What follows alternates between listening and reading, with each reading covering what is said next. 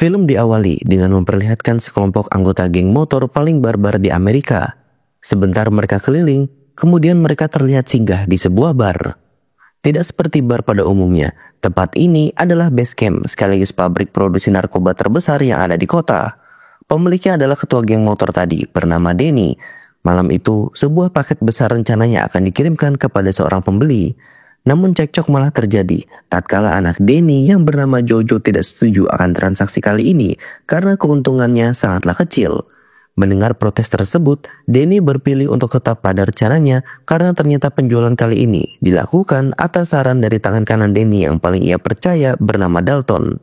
Yang para bandar ini tidak ketahui adalah Dalton sendiri merupakan intel dari Badan Narkotika Nasional, dan malam itu pihak yang berwajib akhirnya menggerbek lokasi mereka.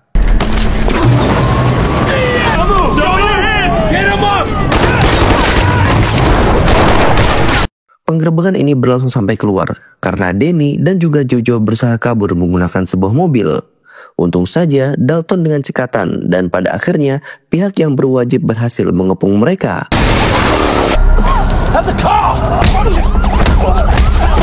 Begitu Denny ditangkap, Jojo yang kebetulan masih dalam kondisi ngefly mencoba menyerang Dalton sehingga membuatnya akhirnya dieksekusi para polisi di tempat.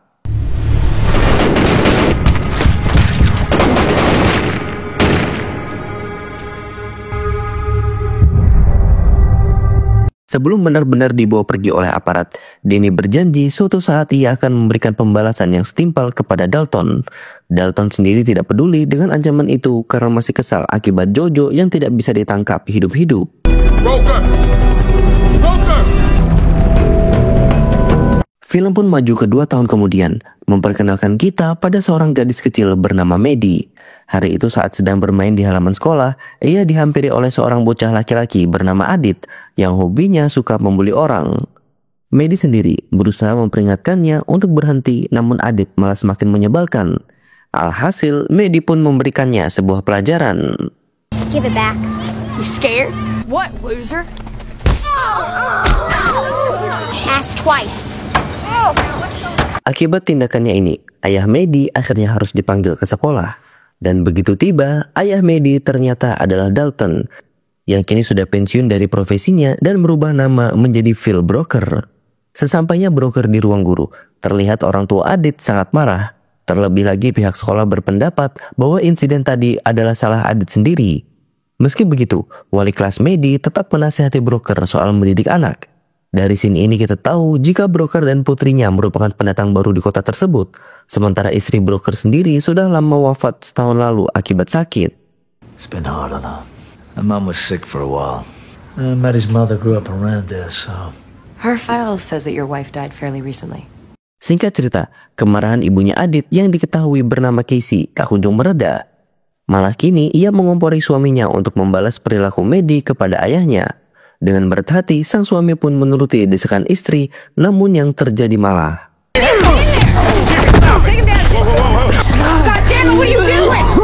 He was out of line. You really have to take him down that hard though?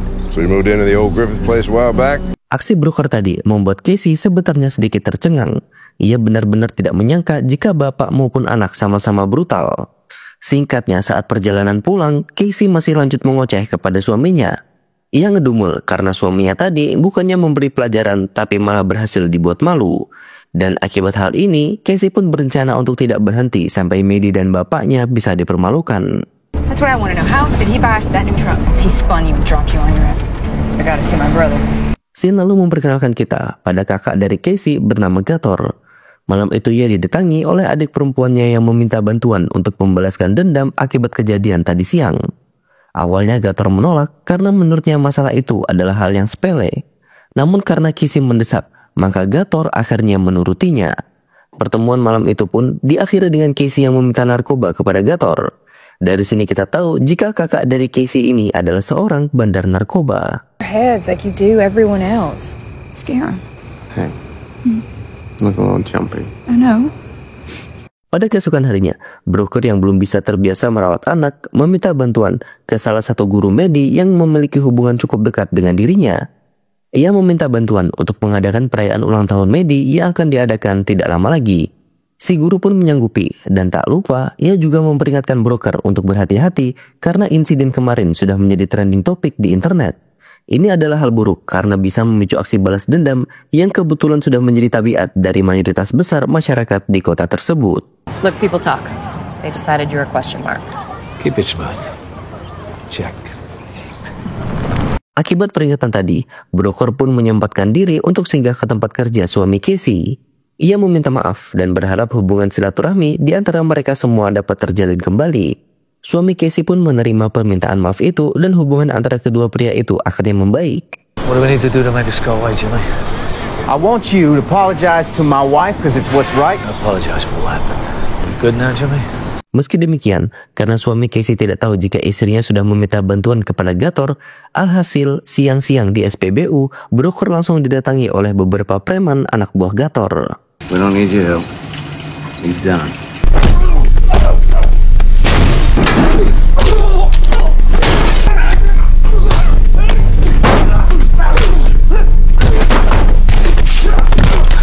Selesai menghabisi para preman, broker lanjut lagi untuk menjemput anaknya yang pulang dari sekolah.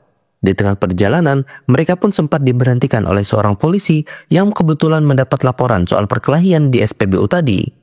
Dari percakapan singkat, sang polisi terlihat benar-benar penasaran siapakah broker sebenarnya. What are you, son? You WITSEC? Ex-military, ex-law enforcement, ex-what? Maybe some people don't need to know. Di sisi lain, Gator yang mengetahui anggotanya telah dikalahkan dengan sangat mudah akhirnya memutuskan untuk turun tangan langsung membalaskan dendam. Sore itu, saat broker dan putrinya sedang asyik berkuda, Gator diam-diam menyelinap ke dalam rumah.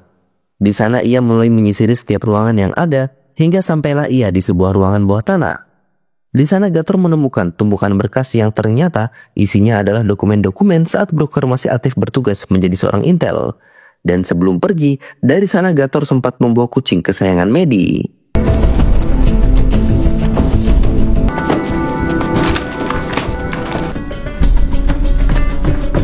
Singkat cerita, Gator pun berhasil keluar sambil membawa beberapa dokumen penting soal misi broker mengenai penangkapan Danny.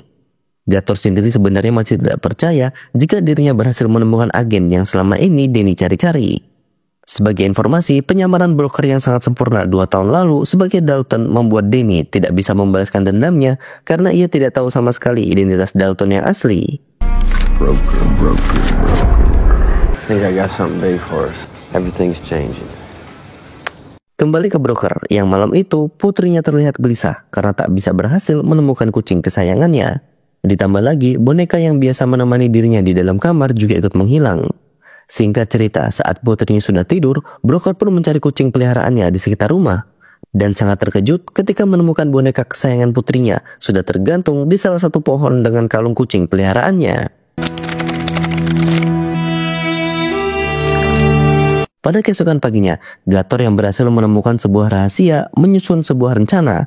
Ia meminta pacarnya yang bernama Shirley untuk datang dan menjelaskan bagaimana ia akan memanfaatkan rahasia besar yang kini ia pegang. Gator meminta Shirley untuk menjadi perantara dan menemui pengacara Danny yang biasa mabuk di sebuah bar. Gator berencana akan memberikan informasi berharga kepada Danny soal identitas Dalton yang asli dengan syarat ia akan dijadikan supplier utama dalam penjualan narkoba. Tak butuh waktu lama, si pengacara pun menyampaikan tawaran Gator kepada Danny. This guy killed my fucking kid. You know where this motherfucker is. Di sisi lain, broker malah berprasangka jika pelaku kejadian semalam adalah suami Casey. Makanya pada pagi itu, ia mendatangi tempat kerjanya dan mengancam agar kucingnya segera dikembalikan. Karena takut dihajar broker lagi, suami Casey pun mengiyakan meskipun sebenarnya ia masih tidak mengerti apa yang sudah terjadi. I want my kids' cat back. No hair out of place. Understand me? Good. Setelah itu, broker melakukan pekerjaannya sebagai tukang kayu dibantu warga lokal bernama Tedo. Sambil bekerja, Tedo mengatakan jika broker jadi trending topik karena aksinya membanting suami Casey dan menghajar preman di SPBU. Broker sendiri juga bercerita jika dia baru saja mengancam suami Casey soal kucing peliharaannya. Mendengar hal itu, Tedo mengatakan jika ia ragu kalau suami Casey berani melakukannya karena ia terkenal sebagai pria pengecut. Tapi beda cerita jika itu adalah kakak Casey yang bernama Gator, karena ia adalah seorang bandar narkoba. Penjelasan Tedo ini cukup masuk akal dan membuat broker akhirnya bertanya kepada Tedo di mana Gator biasa berada. Oh, and in case you got any interest, and I think you ought to know who you fucking with. Crazy waiting to happen. Scene berpindah ke Shirley yang akhirnya bertemu dengan salah satu pentolan geng motor Danny bernama Cyrus. Mereka membahas soal kesepakatan yang sudah Danny buat bersama Gator dan mereka pun bersiap-siap untuk balas dendam. It's distribution. That's the main thing we're after because do we have a deal? Because underneath this beautiful tweaker body. Pada keesokan paginya, acara ulang tahun Maddie akhirnya digelar. Dalam acara itu, Adit dan ibunya Casey juga turut hadir karena sebelumnya broker telah berhasil membujuk mereka untuk datang. What are you gonna do now, broker? What do you want to say? Want to come to my party this weekend? I guess. Yeah. Yeah, I'm replacing it. All right. Guess that does it.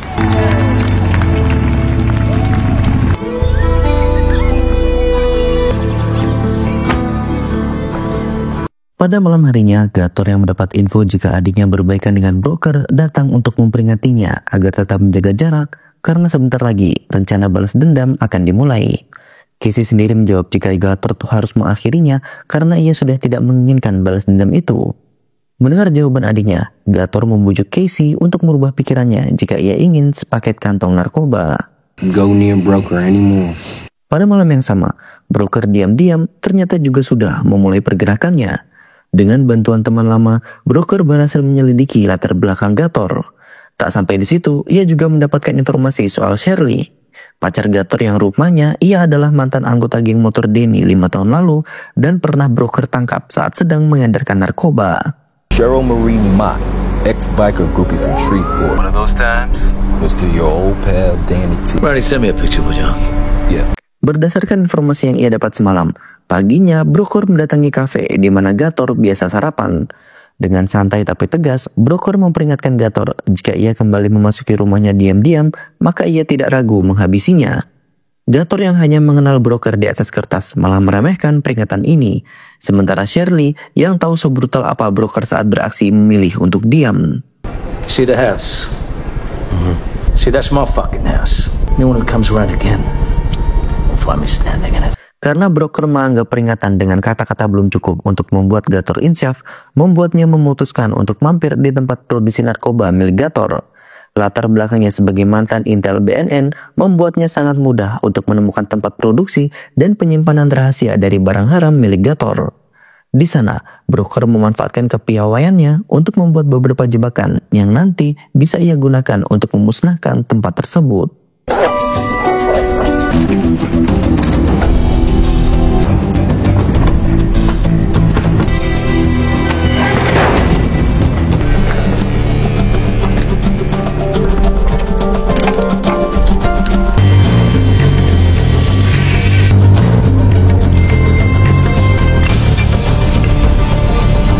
Setelah memasang semua jebakan, broker yang sudah mau pulang tak sengaja menemukan kucing peliharaannya yang hilang. Dan beberapa saat kemudian, tiba-tiba saja muncul preman yang sempat broker hajar di SPBU.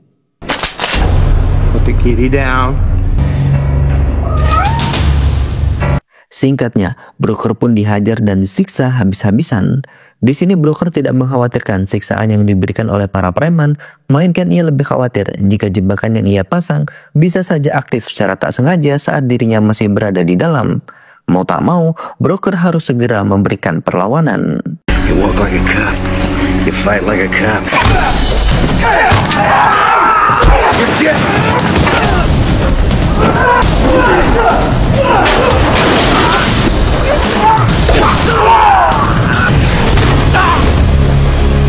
Berpindah ke Gator yang siang itu menemui Cyrus di pinggir danau.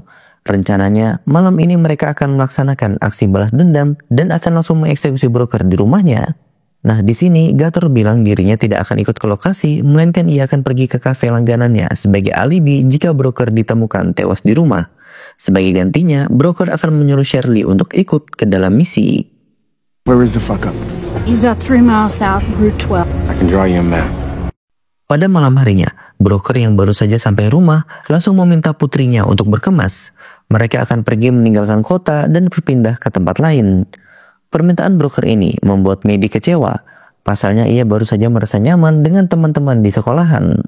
Tak lama kemudian, Tedo juga datang untuk mengangkut kuda-kuda peliharaan broker yang berada di kandang belakang. Sayangnya, belum lama mereka berkemas, Cyrus dan kelompoknya sudah tiba lebih dulu.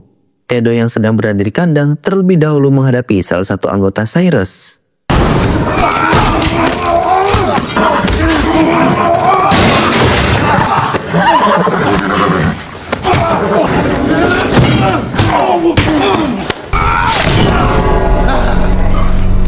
Setelah menghabisi anak buah Cyrus, Tedo langsung membunyikan klakson mobil sebagai tanda bagi broker kalau mereka telah diserang.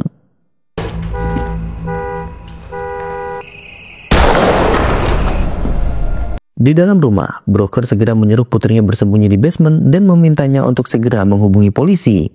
Setelah itu, broker akhirnya mengeluarkan senjata simpanannya dan bersiap-siap menghadapi anak buah Cyrus.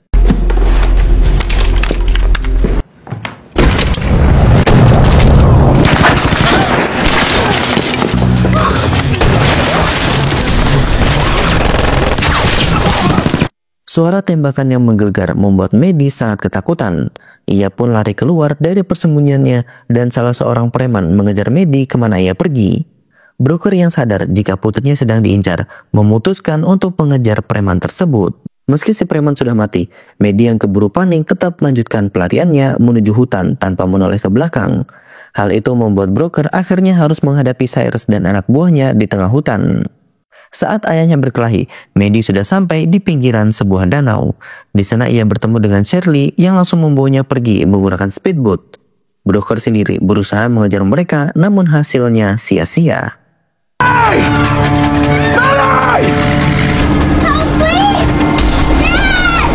Tak lama kemudian, polisi pun tiba di rumah broker. Di sana Tedo ditemukan masih hidup meskipun kondisinya sedang kritis.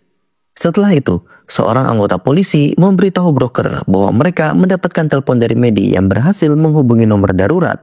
Broker meminta putrinya menjelaskan ciri-ciri orang yang membawanya pergi dan di mana posisinya sekarang. Dari penjelasan Maddie, broker sadar jika orang yang menculik putrinya adalah Shirley. Sementara tempat yang mereka tuju adalah sebuah gudang yang tak lain dan tak bukan adalah lokasi pabrik produksi barang haram milik Gator. I don't know, just some lady with black hair. Boston Whaler, solo female driver at the center console. Di sisi lain, tak lama kemudian Gator pun kembali dari kota. Begitu mengetahui Shirley membawa putri broker, Gator langsung marah besar. Terlebih lagi, pacarnya ini membawanya ke gudang tempat penyimpanan barang haram miliknya yang bisa saja menjadi barang bukti di mata hukum. Tak lama kemudian, Casey juga datang bersama suaminya setelah tahu kakaknya benar-benar melakukan balas dendam. Perdebatan terjadi dan hal ini membuat Shirley berusaha membawa Maddie pergi diam-diam. Tapi karena Maddie terus melawan, membuat Casey yang berada di luar penasaran akan suara yang berasal dari dalam. Dan ketika ia menyalakan lampu gudang, seketika itu pula jebakannya dibuat broker tempo hari juga ikutan aktif.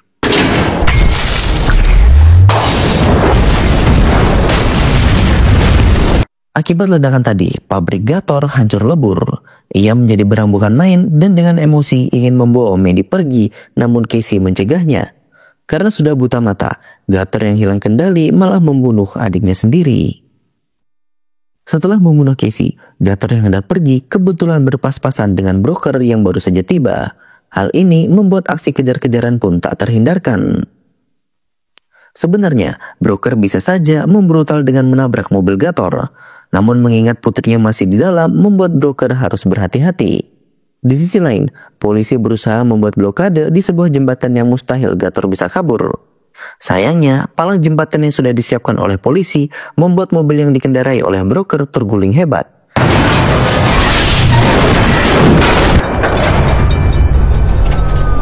Kecelakaan itu membuat broker sempat tak sadarkan diri, sementara Gator kini mulai mendekat untuk membunuhnya. Dari jauh, anggota kepolisian siap dengan snipernya jika Gator macam-macam, sementara Maddie sendiri tak berhenti meminta ayahnya untuk segera bangun. Oh, please, don't hurt him! Daddy, are you okay? Leave him alone, please! Get the fucking car! Akibat teriakan Maddie, broker sadar sebelum Gator sempat membunuhnya. Alhasil, Gator pun dihajar habis-habisan. Akibat terlalu emosi, broker hampir saja membunuh Gator. Tapi ia teringat jika Maddie berada di dekatnya dan ia tidak mau jika putrinya ini melihat ayahnya membunuh orang di depan mata. thinking about reputation.